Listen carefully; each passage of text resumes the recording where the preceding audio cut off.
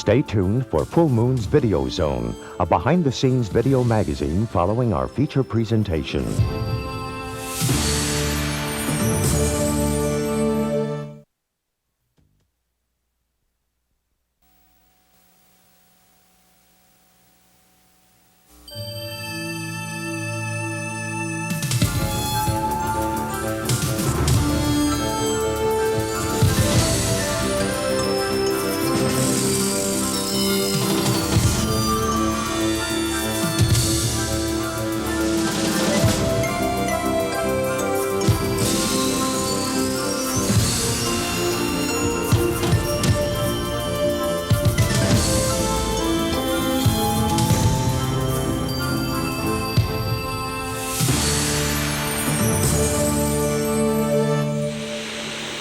Welcome to the 10th edition of Full Moon's Video Zone. I hope you've enjoyed Bad Channels. It's a real departure for us. We're usually giving you pictures like Puppet Master and Doll Man and Subspecies, and now we decided to do this comedy, this sci-fi fantasy rock video. So if you've enjoyed the film and if you like the music, we also have available on Moonstone Records the original score by Blue Oyster Cult, so you should try to check that one out. Also, we got Dr. Mordred coming up next. That's a picture that I directed and feel really, really strong about, starring Jeffrey Combs from Reanimator and From Beyond. In any case, we had a lot of fun making Bad Channels, and I think you'll find that reflected in this current edition of the Video Zone. So check it out, and I'll see you next time.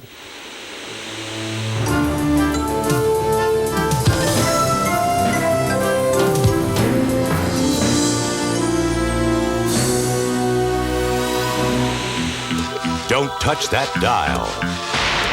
I think it would be a good idea if everybody turned off their radios. Because Full Moon is going to take you on a sci-fi rock and roller coaster ride with Bad Channels. Action! It was an incredible stroke of luck and casting genius to get MTV VJ Martha Quinn for the lead role of feisty reporter Lisa Cummings. All by myself here, working on what could be the biggest story in history, Flip. For most of the movie, I'm very offended at all the wrongdoings going on. And there's one scene just slightly before all the wrongdoings ensue where I see the first, or I'm looking for the UFO that I've seen, and I'm all happy and all excited. So I like that scene because it's the one time I get to be happy and excited instead of just really mad. Well, I'm a big fan of Martha's, you know. I've been watching MTV for years now, and I frankly have a crush on her.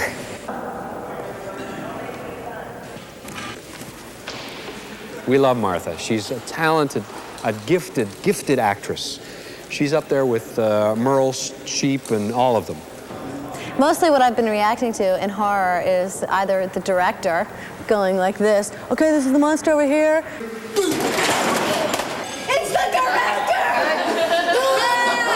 Or a piece of tape, you know, that's labeled fungus. You know the song The Mighty Quinn by, what was the name? Bob Dylan. Bob Dylan wrote Mighty Quinn, that's right. Manfred Mann also did it, but it's about her. She wasn't born yet, but he knew she was coming. We just got buzzed by a UFO. No. I gotta get my camera. Maybe it was some Air Force deal or something. Oh, yeah, Air Force from another planet. Oh, Jesus, this is great. A real story. I'm right in the middle of it. Yes! Woo! Yeah! I think the most fun thing about Bad Channel is that it sort of combined three things that I love most: UFOs, rock and roll, and comedy. He's a very, very talented man. I idolize him. I worship him. I can't say enough about, what's his name? Ted. What's his last name? Nicolau. Whatever. He's a great guy. Mark. That great guy, Ted Nicolau, also directed Terrorvision and Full Moon's Subspecies. Okay. The wall. Lisa! Dad! Lisa! Jars on the floor. Take this. Blue Oyster Cult is going to do the score, actually.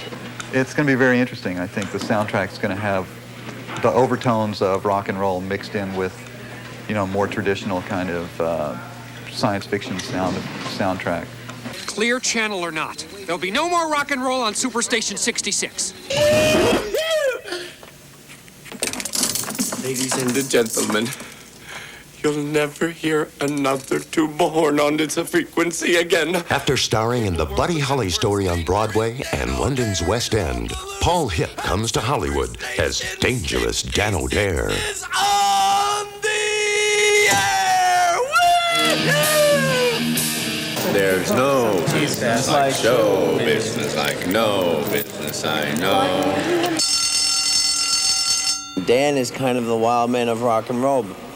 In this movie, I think that it's interesting. I mean, it's like a sci-fi movie, but I think it's interesting what happens to Dan because he goes through a transformation sort of from like a huckster to a hero. So it's this little journey for this guy from being a real scumbag to being a hero, a human being.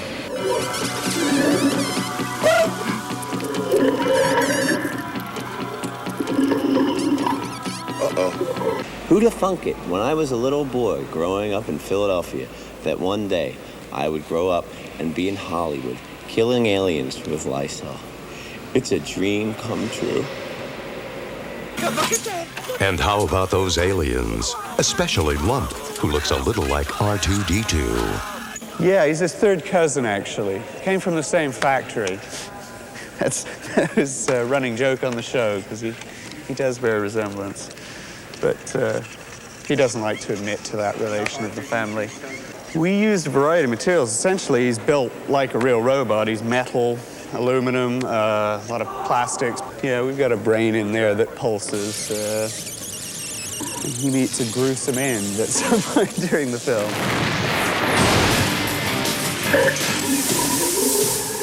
And serving Lump is Lumps is the monster core of the alien Cosmo. Special effects designer and creator Greg Aronowitz Give me a big kiss. is very affectionate with his monstrous offspring. No tongue. Negative. Inside, he's got a variety of mechanical armatures, and we didn't want to be limited to any one thing, so we're using all kinds of stuff. We got a radio-controlled head, and we got a cable-controlled neck. We're putting some final touches on the amorphous Cosmo here. Painting his eyes. One thing we did with this creature was stay in close touch with the director, Ted, and the production designer, Cecily. And we worked out the design and the color scheme and made my job real easy.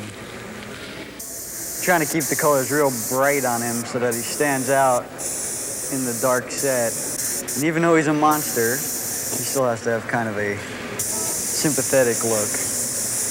We'll give him some pretty brown eyes.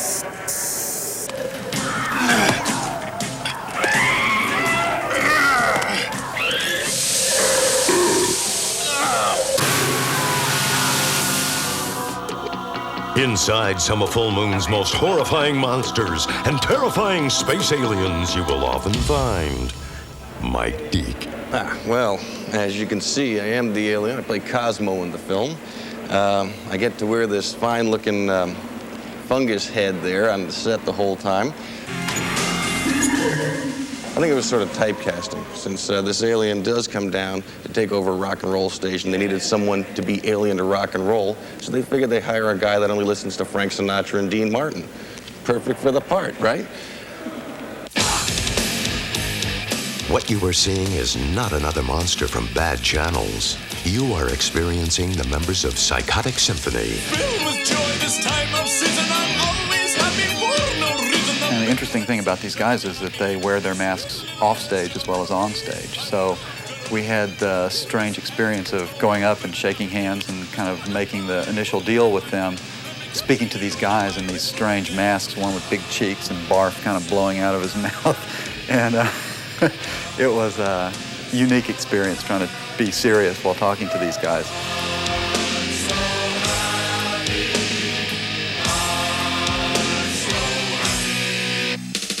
they proved to be really interesting and fascinating guys, and they really approached the film with complete energy and really gave us a lot of great material to work with. I'm so happy, they're so happy, wouldn't you like to be happy too? The symphony certainly had a strange effect on Nurse Ginger.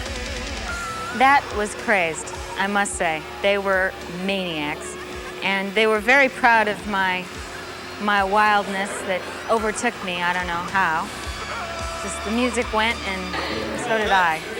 That's what they wanted, wildness, and I did it. And I was so sore.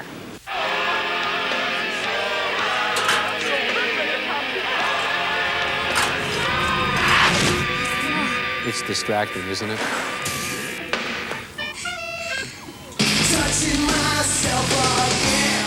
Also performing in bad channels is DMT.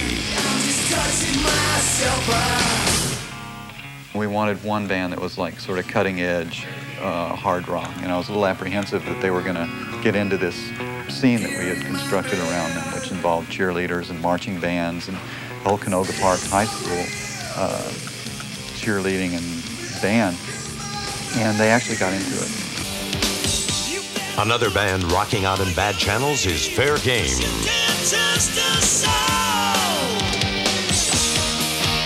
We were looking for an all-girl band too, and Dean found this band called Ron Keel and Fair Game. And Ron Keel is actually not a girl, he's a guy, but he's been around for a long time on the Los Angeles music scene and has assembled this band of female instrumentalists, and they're all really great. If you look closely, you will see Full Moon spokesperson and star of Meridian and Puppet Master 2, Charlie Spradling, playing a rockin' waitress. I've never been a waitress, and I kept spilling the tray, it kept falling, and we kept having to retake everything because every time we started, this tray would spill because I didn't know how to balance a tray on my hands. So it was interesting. Being the Full Moon poster girl has made Charlie very popular with Full Moon fans. Oh, I get lots of fan mail from all you guys. I read them all of them. They all get to me. 10,000 calls an hour? Pull the plug in the station, Sheriff. Cut the power right now. What do you mean pull the plug? You can't do that, not with those demographics. What is the perfect equation for another Full Moon classic? Horrifying aliens, beautiful women, and great rock and roll. Is that in this? Bad channels.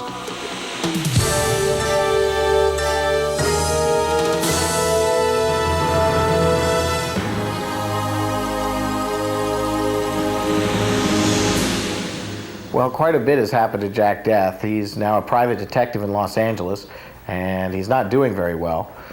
And he's married to Lena, but their marriage is on kind of shaky ground. And in the middle of all this personal turmoil and angst, he gets kidnapped up the line to the far future, where the transfer war has actually now taken place. And is being fought in the future by Raines and McNulty and Alice Stillwell. And they send Jack back down the line to the origin point of the trancers to kill the Army officer who began the trancing experiments in the first place, even before the character of Whistler. My approach to this actually goes back to a long-standing friendship I have with Tim Thomerson. Tim was in another film that I wrote several years ago called Vietnam, Texas, and we became friends. And when we started to discuss trancers, we discovered that we had a great mutual interest in writers like Elmore Leonard and Raymond Chandler, and that our enthusiasms were very much along those lines, so that when Trancers 3 came up as an opportunity for me, I decided to take a much harder, hard-edged, gritty approach to the material. It's exciting for me to direct because this process allows me to take what I've done creatively through that final phase when you make a movie, as opposed to just writing a screenplay, turning it in, and having other people execute it. Now suddenly I am the one who is responsible for the way it's shot and the performances the actors are given, and it's a lot of responsibility, but it is it's wonderful because it is just a natural extension of something I feel I've been doing all along. I like science fiction and horror movies because there aren't any limits. You're not constricted as to what you can and can't do. You can let your imagination run all over the place if you want to. In a movie like Trancers 3, I can take an action movie approach and then push the boundaries because it's a science fiction movie. And that to me is a lot of fun, and making movies should be fun.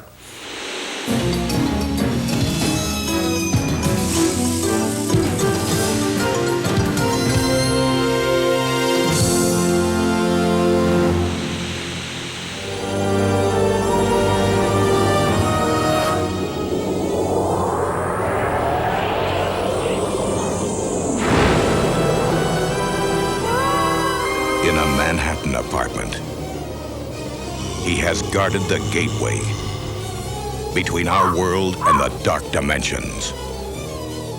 Since the beginning of time, he has defended the human race against the demons that would unleash hell on Earth.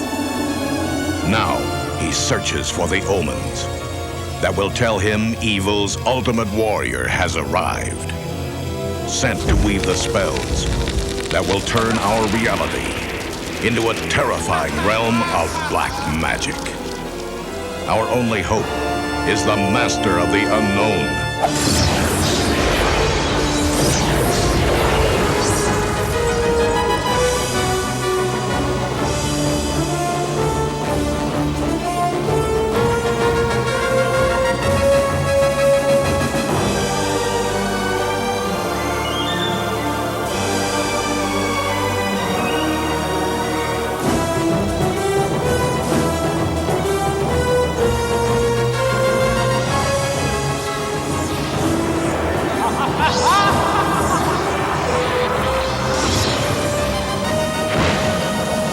Dr. Mordred. The spell is cast this summer.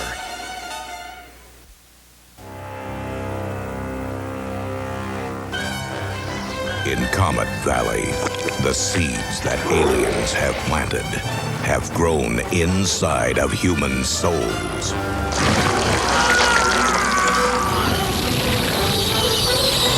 Somebody's fooling around in that orchard tonight, Thurman. Look, I got a crop I gotta get in. Now, something's gotta be done about this. The question is, are you one of them or one of us? Now, they are readying mankind for the harvest that will enslave the earth.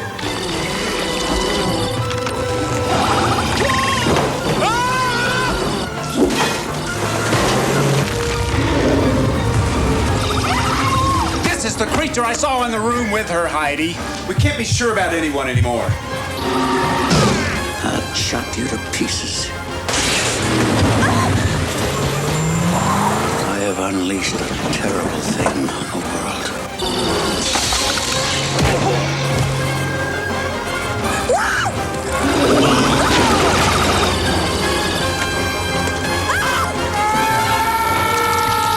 Seed people, the root of all evil. In an abandoned warehouse, evil has been waiting, watching, wanting for someone to play with its toys. We're gonna have a lot of fun here tonight, friend. Someone's inside the toys. What do you want? Demonic toys. Now on video cassette from Full Moon Entertainment. Beyond desire. Beyond evil. Beyond imagination lies the doorway between heaven and hell.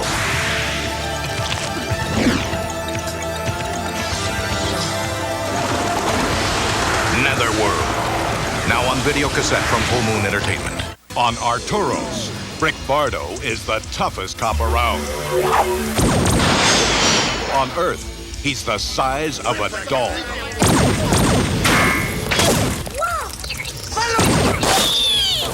homies together. We're going to war. Are you in the wrong neighborhood? Doll Man, 13 inches, with an attitude. Now on video cassette from Full Moon Entertainment.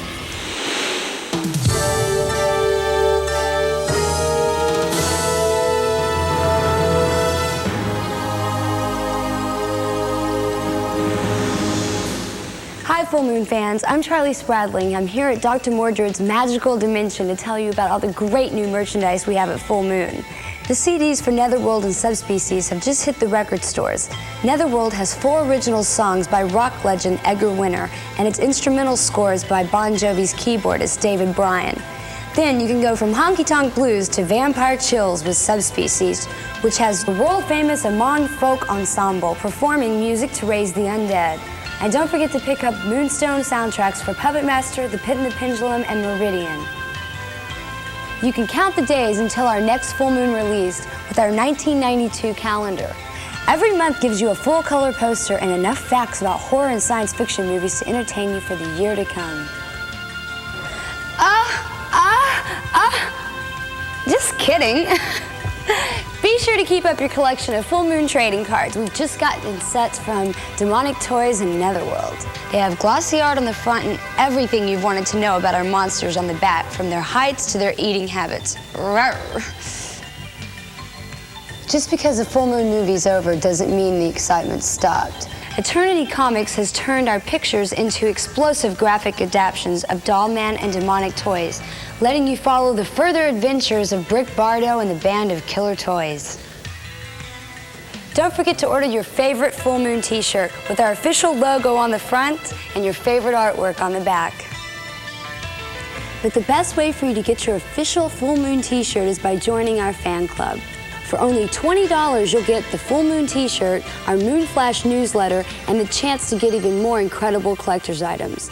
For more information about the fan club and the Full Moon merchandise, you can call our toll-free hotline at 1-800-999-9559 or write to Full Moon Entertainment, P.O. Box 526, 8721 Santa Monica Boulevard, West Hollywood, California, 90069. Keep watching Video Zone, and be sure and watch for me in Bad Channels, a new Full Moon movie. Keep writing me those letters, and I'll see you next time. Bye-bye.